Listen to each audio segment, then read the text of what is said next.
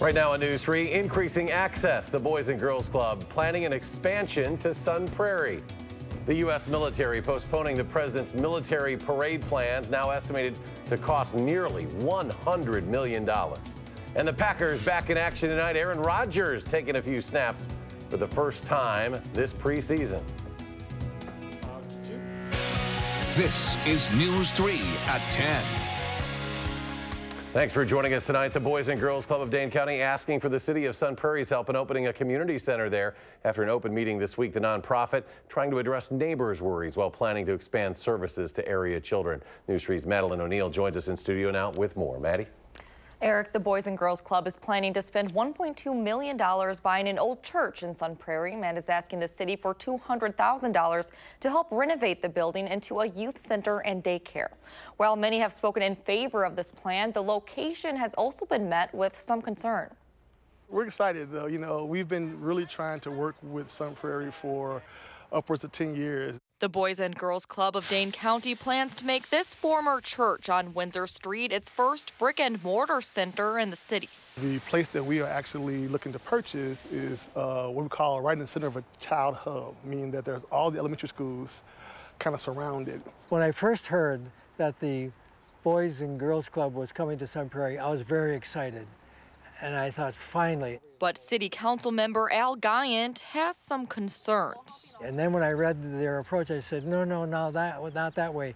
That's too costly, too inefficient, and you're not going to reach all the kids. You're going to reach relatively few of them. He says about 1,000 Sun Prairie kids need the services, but the center can only hold about 200 children a day. No location in Sun Prairie is going to hold 1,000 kids. That's the wrong location for such an activity. Gyant would rather the club use existing buildings in other neighborhoods than add traffic to the area around the old church. And that would be really unfair to the neighbors, which is essentially a residential area. Obviously, the immediate neighbors around there had some concerns, but even they said they think the club would be good for Sun Prairie. Their concern was it being in their backyard. Neighbors have also raised worries about property values and safety. One concern was about kids walking through their yard or whatever, and we would pick kids up and take kids home to their doorstep. Boys and Girls Club interim president Rod Mitchell says they'll work to be good neighbors. These are legitimate concerns that they are entitled to have. We don't think the concerns outweigh the actual benefit. The City Council will hold another meeting about the Boys and Girls Club's request on Tuesday. If all goes as planned, the club plans to open that center in January. All right, this is a story we will keep a close eye on. Maddie O'Neill reporting tonight. Maddie, thank you very much. You know, all the buildings destroyed in the deadly explosion in Sun Prairie last month will be removed by the end of this month. The city said today the debris has been removed from the West Main Street and North Bristol Street site. The city plans to remove the buildings that were destroyed, fill in those basements by August 31st. The old City Hall building is expected to be stabilized by then as well. When it comes to the road there itself, that work is expected to start September 3rd and end by the 1st of December. To weather now, lots of on and off rain throughout the day, and I know some severe weather just south of our viewing area, right, Gary? Yeah, a brief tornado touchdown in Lena, Illinois, just about 8:30 this evening, but it's we haven't had any reports of any damage or anything from it, and we've actually had a couple of funnel clouds over the last couple of days over parts of southern Wisconsin, and you can kind of tell why. Notice the swirl in the precipitation echoes. There's an area of low pressure passing across eastern Iowa, and that's what's triggering the showers and thunderstorms across southern Wisconsin and northern Illinois. But you can see a line of slightly heavier thunderstorms along and just south of the Illinois state line, moving through the Rockford area and over toward Belvedere. That's where that line of storms produced a brief tornado touchdown, but across southern Wisconsin, it's just some heavy downpours that are occurring. Low temperatures this morning started out in the middle to upper 60s. A few places like Milwaukee and Kenosha didn't even drop below 70 degrees. High temperatures today were in the low to mid 80s before the showers and thunderstorms developed. Now current temperatures are in the upper 60s to around 70. And these temperatures are going to stay nearly steady overnight because they're already close to the dew points, which makes it very muggy and also allows for fog to develop. We're starting to see some patchy fog fog form in some spots. So expect some scattered showers and thunderstorms gradually diminishing overnight. Some areas of fog tomorrow morning, low temperatures in the middle 60s. Tomorrow, look for partly sunny skies with just a slight chance of an afternoon shower or thunderstorm. High temperature at 82. That's your first alert forecast. All right, Gary, thank you. Day one of jury deliberation for the Paul Manafort trial. It came to a close with no verdict. Manafort, the president's former campaign chairman, charged with 18 counts of tax evasion, bank fraud, hiding foreign bank accounts. Manafort has pleaded not guilty to all charges. The jury will continue deliberating tomorrow morning. Nearly 350 newspapers across the country published editorials today to let President Trump know that they are not the enemy. The coordinated series of editorials are in response to the president's ongoing attacks on the news media. In response, the president tweeted, "The fake news media is the opposition party," adding, quote, "Much of what it says is fake news, pushing a political agenda, or just plain trying to hurt people." The race, the three-month sprint to the November midterm election continues today. Both Governor Walker and Democratic challenger Tony Evers in Green Bay today.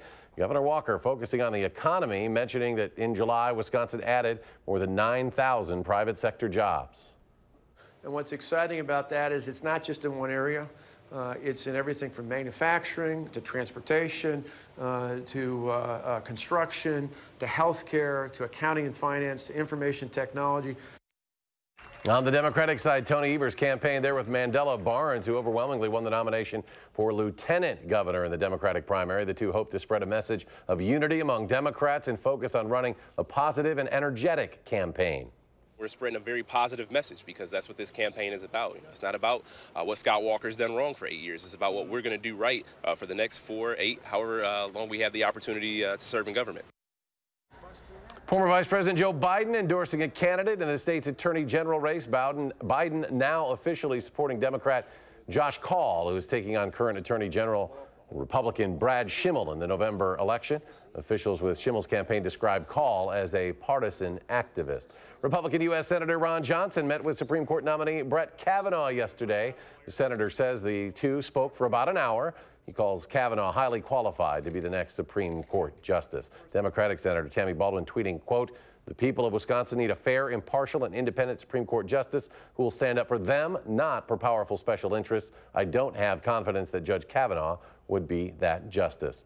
The Defense Department says the Veterans Day military parade ordered by the president will not happen this year as initially planned. A Pentagon spokesman says the military and White House have agreed to explore opportunities in 2019. Officials say the parade would have cost about $92 million. That's more than 3 times the original estimate. Today marks 75 years since the USS Intrepid was first commissioned. A special ceremony today celebrating the occasion featuring more than 300 former crew members of the World War II era aircraft carrier. The Intrepid, decommissioned in 1974. In 1982 was reopened as a public museum.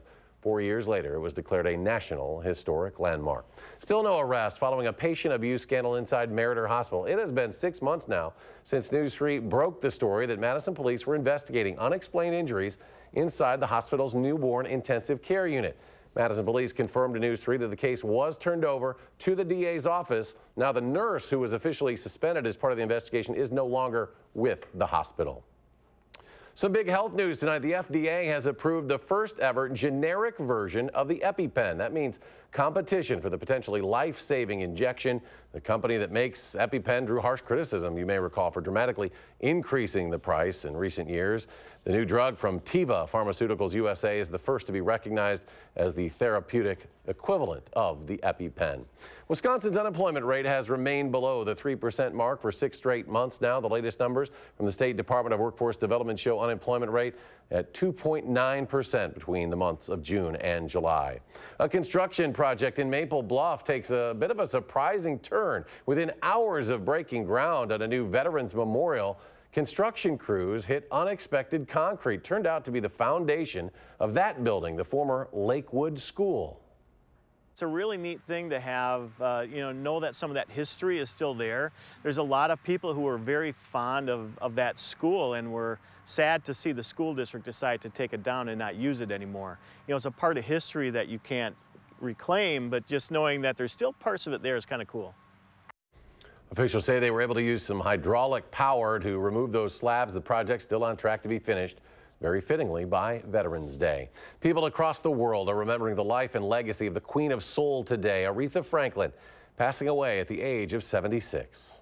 R-E-S-P-E-C-T, kind of what it means to me. R-E-S-P-E-C-T, Aretha Franklin grew up singing gospel at a church where her father was a minister, and from there, her career spanned more than 65 years. When Rolling Stone magazine named her the greatest singer of all time, they called her a, quote, gift from God, the reason why women want to sing. Still ahead tonight at 10, highlights from tonight's Packers game against the Steelers. But first, changing lives one stitch at a time, how a local sewing artist using her talent to help families cope with loss.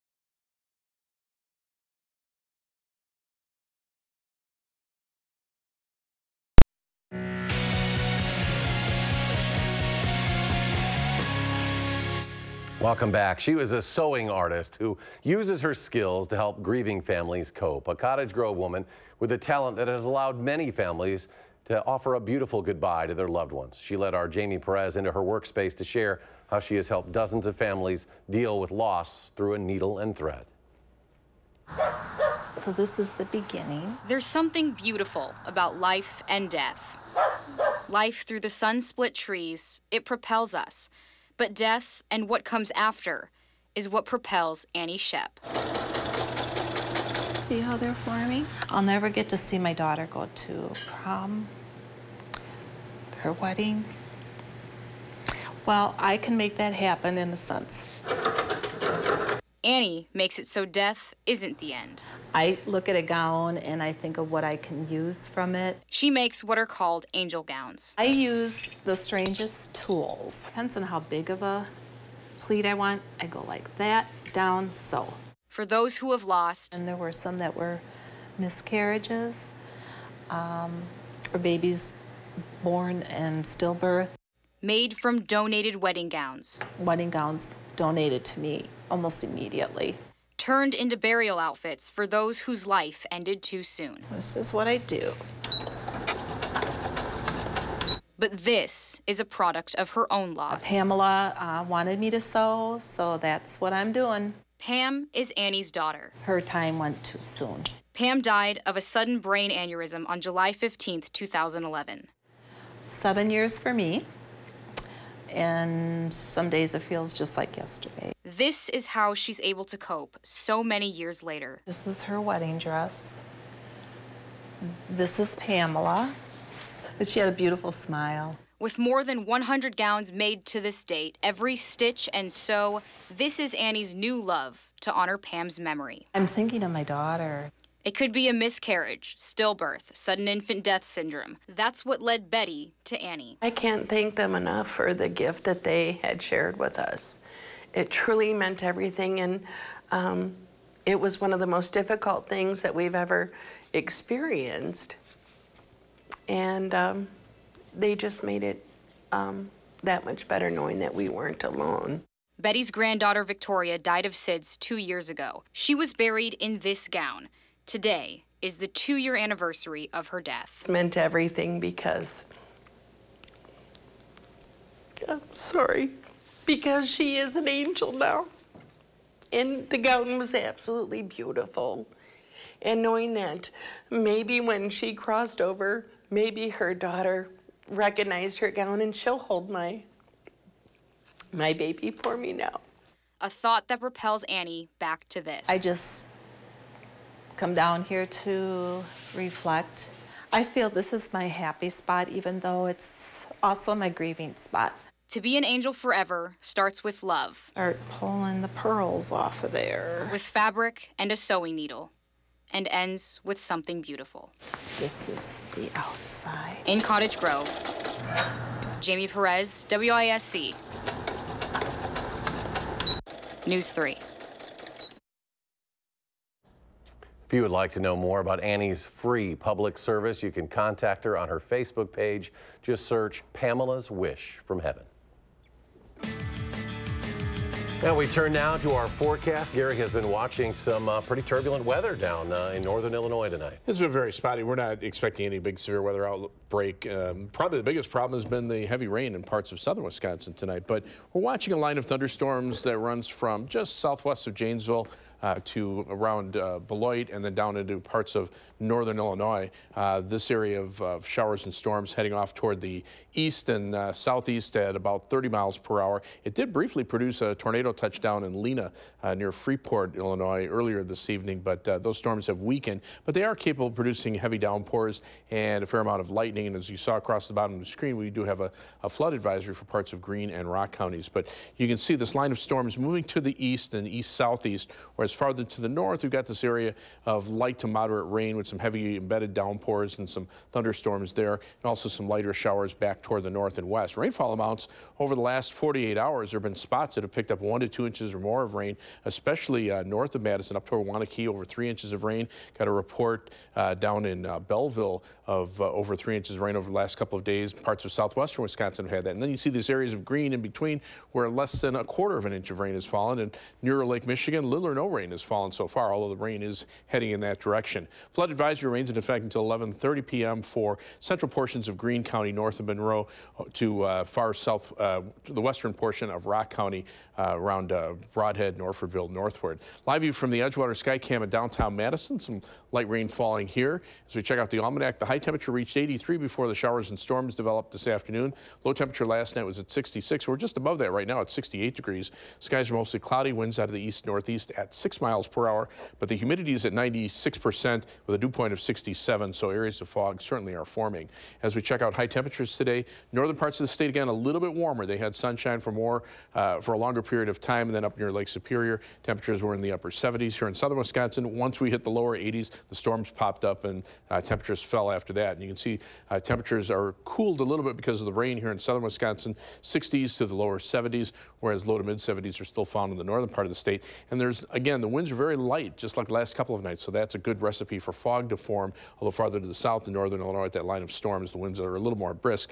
Look at the dew point temperatures, still in the 60s to around 70 degrees. They are a little bit drier up to the north, and eventually some of that drier air will be pulled southward as we head toward the weekend. Temperatures will remain warm, but at least the humidity levels will come down a bit.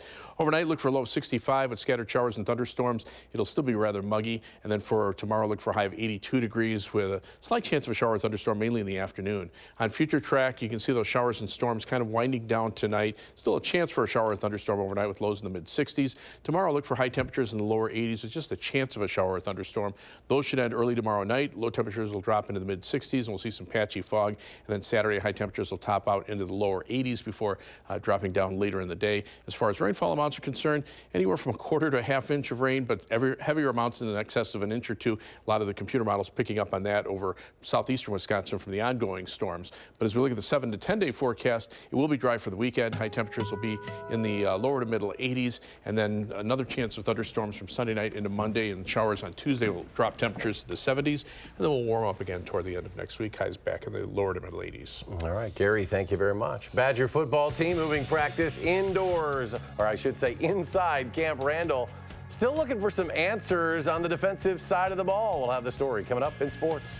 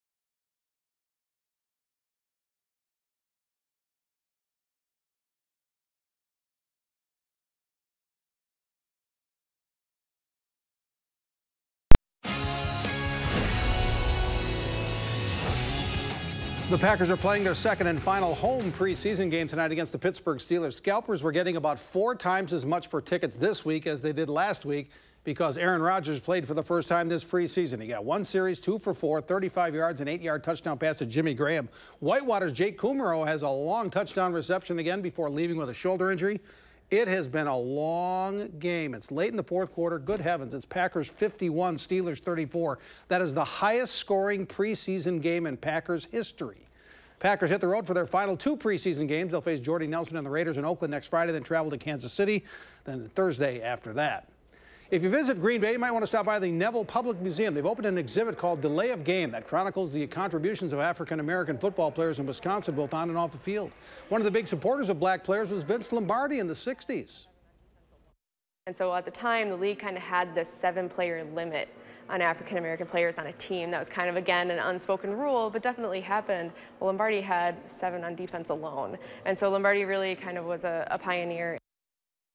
The Cubs beat Pittsburgh tonight 1-0, so they're now 3.5 games ahead of the Brewers in the National League Central. The Brewers are in St. Louis. They'll start a 3-game weekend series with the Cardinals tomorrow night, and the Cardinals' 8-game winning streak ended tonight at Busch Stadium as the Washington Nationals beat them 5-4. Bryce Harper had 3 runs batted in, so the Cardinals are a 1.5 games behind the Brewers in the Central and the wild card. The Badger football season opener is 2 weeks from tomorrow. Today, practice moved back inside Camp Randall Stadium. Whenever anyone talks about the 2018 Badgers, they say the offense should be great and the defense, well, we're not so sure. There will be plenty of new faces in the starting lineup. But defensive coordinator Jim Leonard likes what he's seen of them so far. You want to see them compete a lot. And you have a lot of conversation with kids, and I think you get a pretty good sense of who they are on the inside. You don't always know. You know, guys get shook pretty fast when all of a sudden the eyes are on you and all those cameras are on you. But I feel good. You know, we talk about it all the time. That's the game of football at this level, where they want to be. Ready or not, the high school football season is here. Tomorrow night, we'll have Sun Prairie at Madison Memorial to kick off our Prep Mania High School Football Game of the Week. We'll have the game live on TVW and streamed live on channel3000.com tomorrow night at 7. One game tonight, Menominee beat Lake Mills 33-7.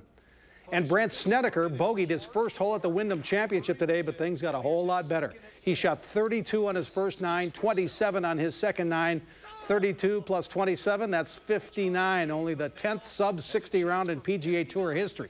Now, it's a par 70 course, so it's 11 under par, but still 59 for Brant Snedeker today. And we'll be right back.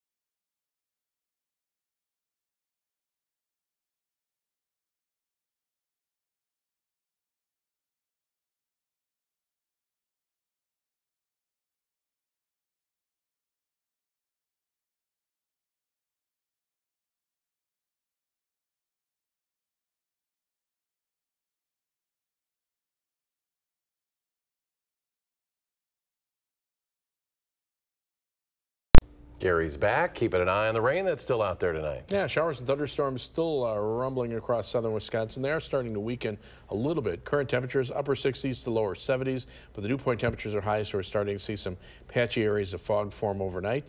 Tomorrow, look for a high of 82. Just a slight chance of a shower or thunderstorm. Should be dry for the weekend. Showers and thunderstorms Monday and showers Tuesday will drop temperatures into the 70s, and then we'll be back up into the lower 80s by the end of next week. And they've gone final at Lambeau, huh? 51-34. Save some of that for the regular season. Defensive struggle. Thanks for joining us, folks.